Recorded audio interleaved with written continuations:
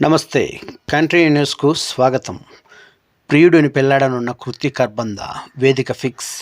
మరికొద్ది గంటల్లో టాలీవుడ్ హీరోయిన్ పెళ్లి పీటలెక్కనుంది. తీన్మార్, ఒంగోలు గీత, బ్రూస్లీ సినిమాలతో మెప్పించిన కృతి కర్బంద తన ప్రియుడితో 7 అడుగులు వేయనుంది.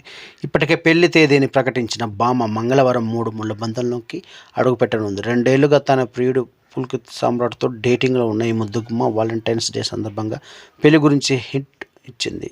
వీరి గ్రౌండ్ వెడ్డింగ్ హర్యానాలోని మానేసర్లో జరగనుంది.